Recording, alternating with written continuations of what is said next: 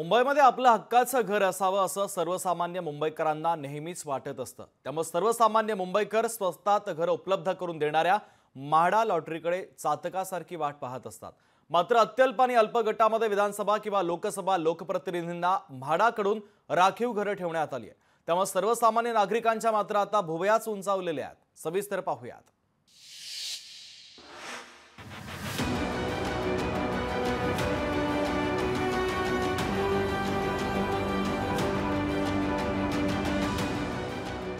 Mumbai म्हाडाची lottery वादाच्या भोवऱ्यात सापडली आहे। मुंबई म्हाडाच्या घरांच्या लॉटरीत आजी माजी खासदार आणि आमदारांसाठीची राखीव घरं ही अल्प उत्पन्न गट आणि अत्यल्प उत्पन्न गटात ठेवण्यात आली आहे।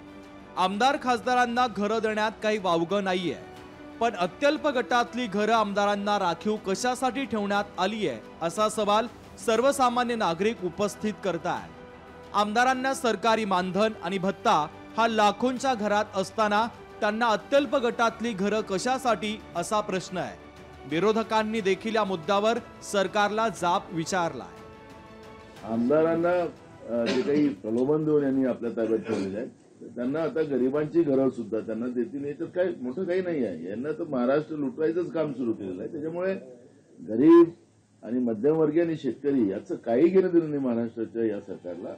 त्यामुळे जे काही त्यांचे आमदार आहेत त्या आमदारांसाठी काही करू शकतात। नाना पटोलेंनी केलेले आरोप मात्र भारतीय जनता पक्षानं फेटाळलेत। सगळेच आमदार श्रीमंत नसतात, त्यामुळे त्यांनाही मुंबईत अत्यल्प गटातून घरं दिली तर वावगं काय असा प्रतिसवाल नितेश राणेंनी विचारला। सगळेच आमदार असे काही आर्थिक सक्षम नसतात। काही लोकांना काही आमदार सामान्य घरातून पण आमदार नंतर जाऊन आमदार होतात।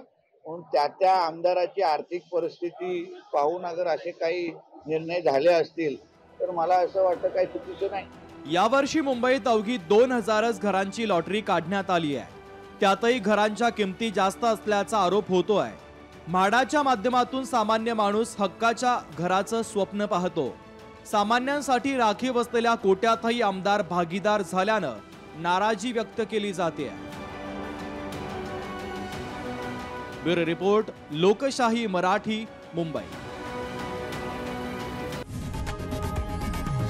लोकशाही मराठी ऐका, पहा, जागरूक रहा।